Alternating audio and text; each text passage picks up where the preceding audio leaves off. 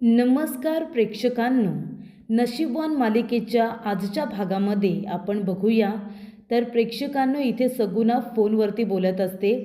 एका माणसाला तिने पैसे दिलेले असतात आणि त्या माणसाकडून ते आता पैसे आपले लवकरात लवकर मागत असते.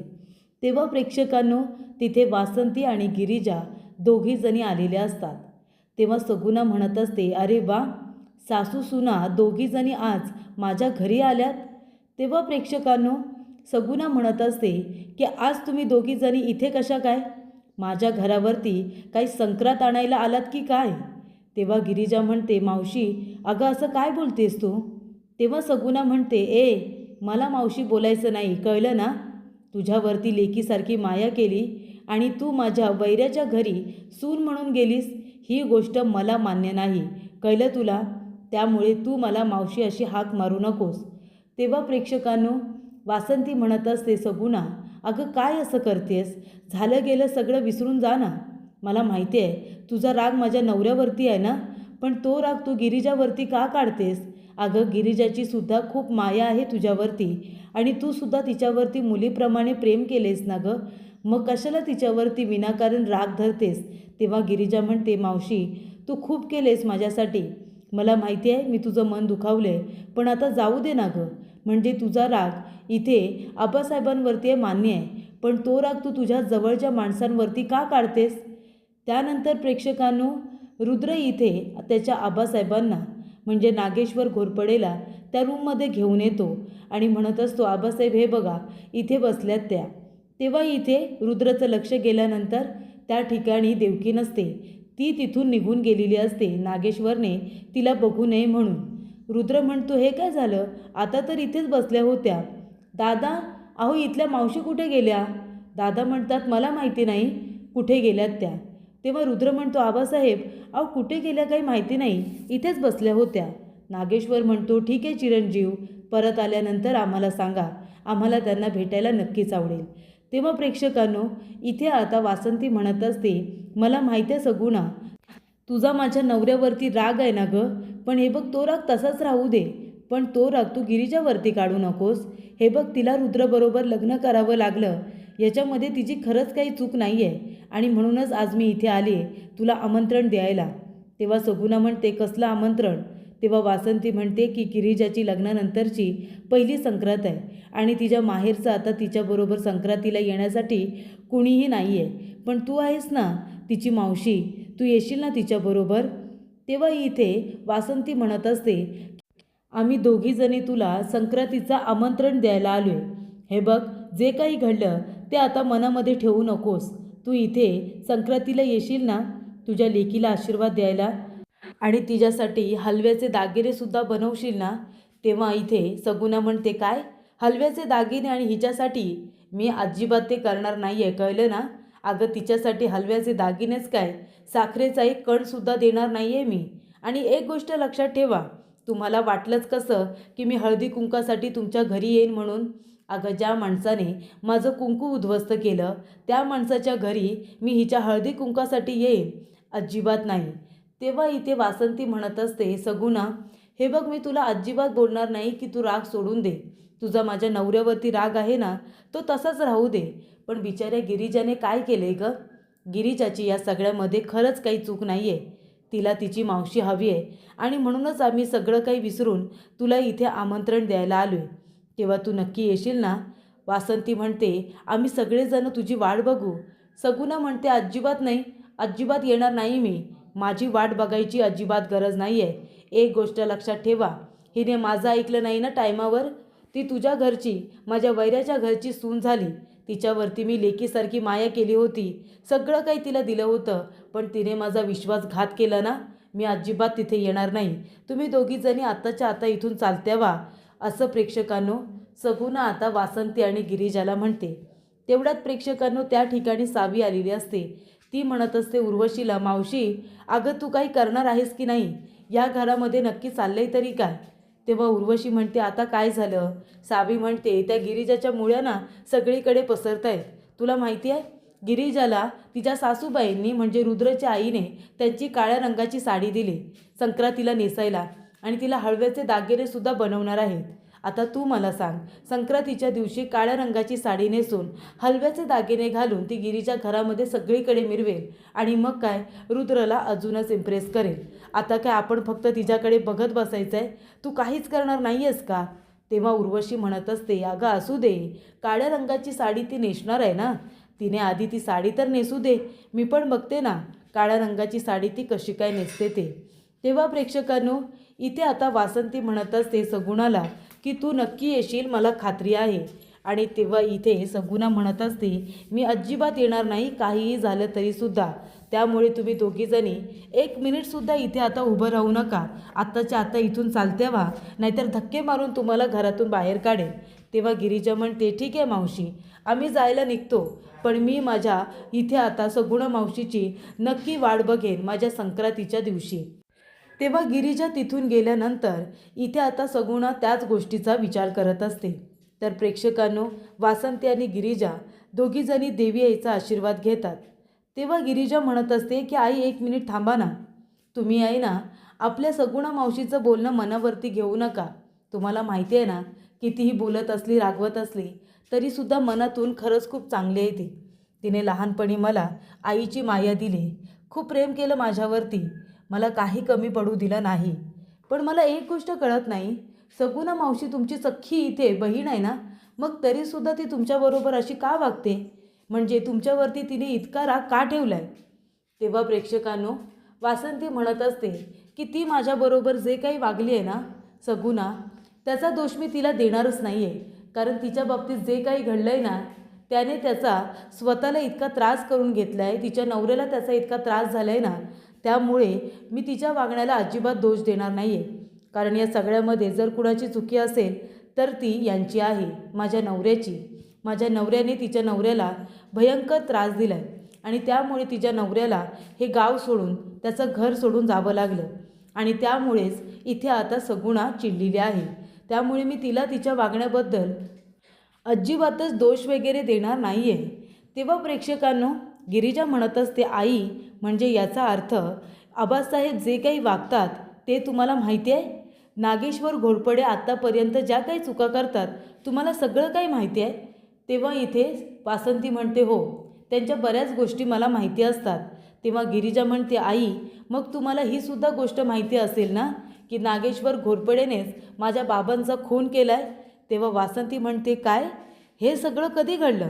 तेव्हा गिरिजा आता घडलेला सगळा प्रकार सांगते की माझ्या बाबांनी मला फोन केला होता, त्यांना कॉन्ट्रॅक्टबद्दल समजलं, तेव्हा त्यांनी त्यांच्या मुलीला इथे अलर्ट करण्यासाठी फोन केला आणि मी त्यांना देवी आईच्या मंदिराजवळ भेटायलासुद्धा निघाले होते.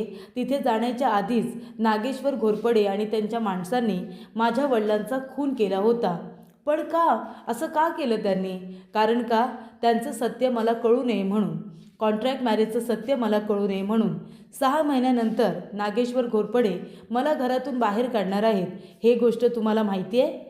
तेव्हा प्रेक्षकांनो, नागेश्वर घोरपडे आपल्या बहिणीला दिदीला म्हणत असतात की ती बाई नक्की कोण होती ना, हे कळायला हवं होतं, जिने गिरिजाला तिथून सोडवलं आणि ती छकुली छकुली अशी तिच्या मुलीला हाका मारत होती आणि तीच बाई आश्रमामध्ये सुद्धा आली होती.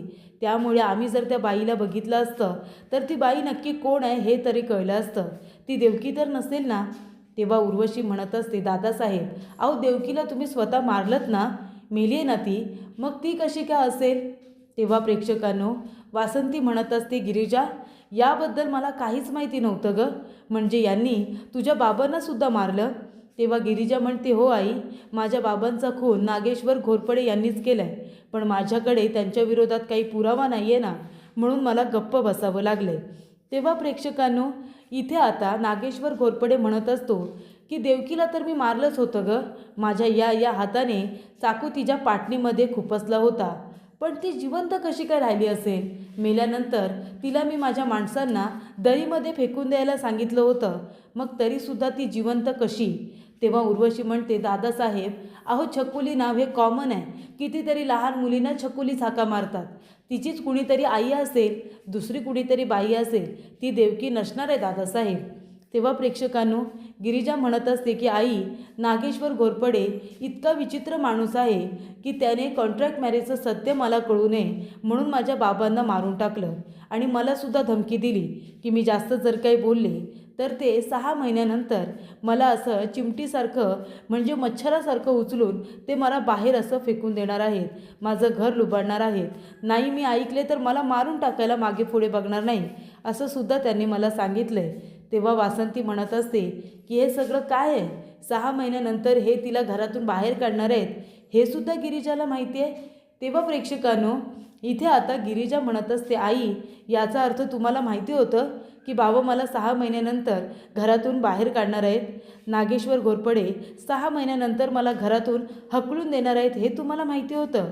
तेव्हा प्रेक्षकांनो, नागेश्वर घोरपडेला आठवत असतं की देवकीला तो म्हणालेला असतो की मला तुझ्याबरोबर लग्न करायचं होतं पण तू मला झुरलासारखं झिडकारून टाकलंस आणि या अंगदबरोबर लग्न केलंस तू का का माझ्याबरोबर लग्न केलं नाहीस.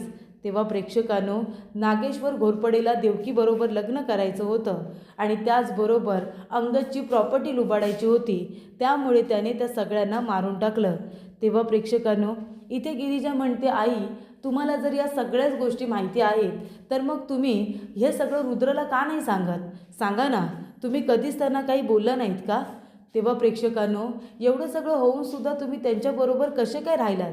तेव्हा वासंती म्हणत असते गिरिजा, कसं आहे ना, त्या माणसाने फक्त काही लोकांनाच त्रास दिलेला नाही आहे, त्या घरामध्ये माझी काय किंमत आहे हे तुला आत्तापर्यंत कळलंच असेल, बरोबर ना.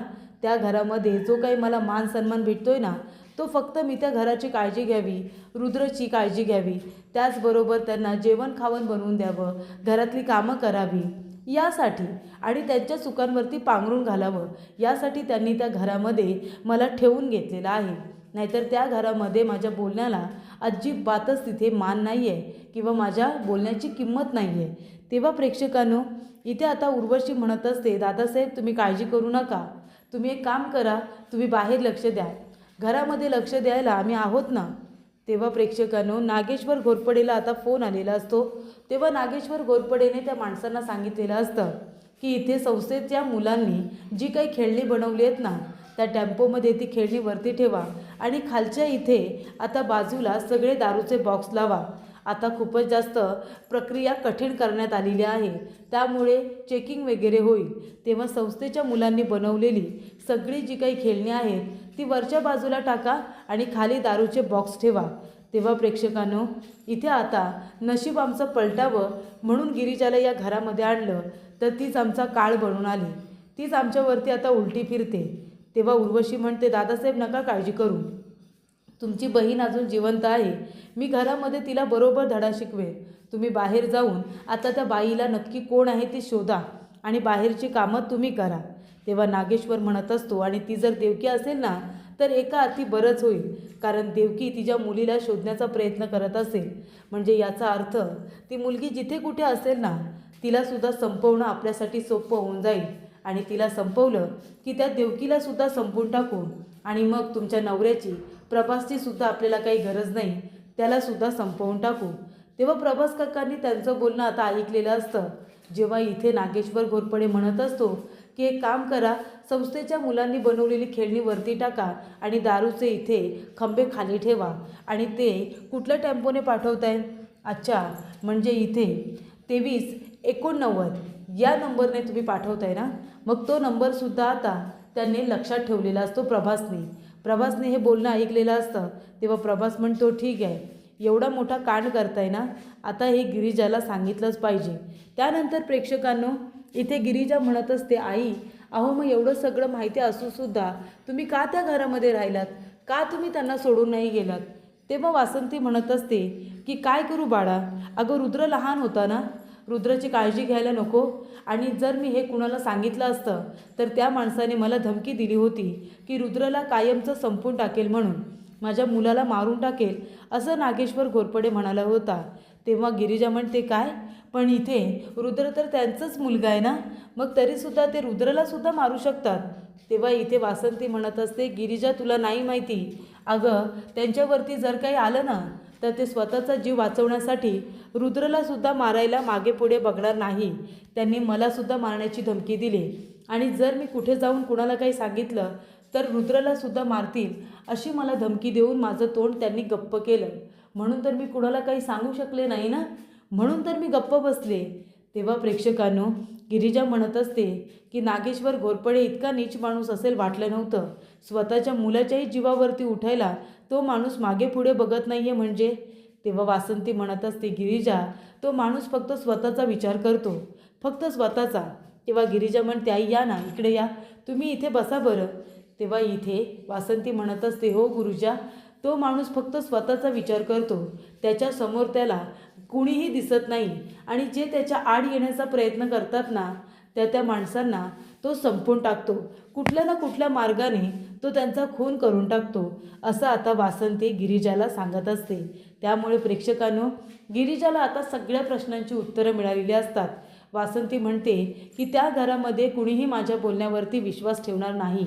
तेव्हा गिरिजा म्हणते, आई असं कसं, रुद्र आहेत ना, रुद्रला तुम्ही का नाही सगळं सांगत, ते तुमच्या बोलण्यावरती नक्की विश्वास ठेवतील. तेव्हा वासंती म्हणते, कधीच नाही, रुद्रसुद्धा माझ्या बोलण्यावरती कधीही विश्वास ठेवणार नाही आहे.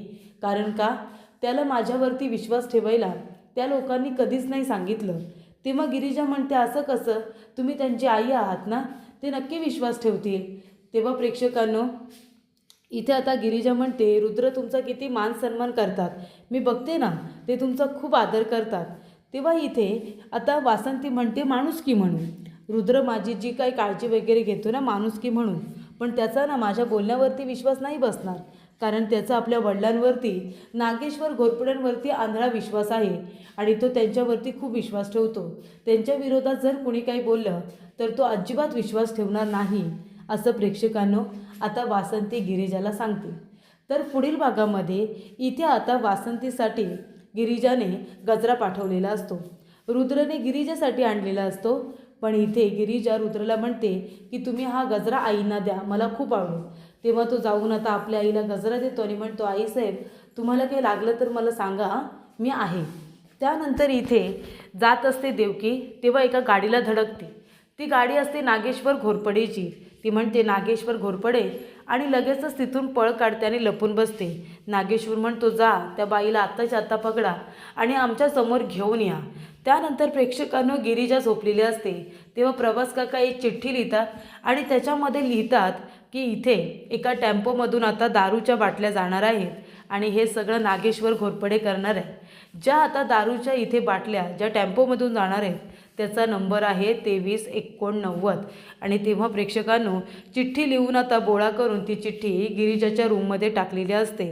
तर इथे देवकी लपून बसलेली असते. गुंड लोक म्हणतात की इथे कोणीच नाही आहे, काळा कुत्रासुद्धा नाही आहे इथे. तेवढ्यातच इथे आता देवकीला खोकला आलेला असतो आणि ती खोकल्यानंतर त्या गुंड लोकांना तिच्या खोकण्याचा आवाज ऐकू गेलेला असतो.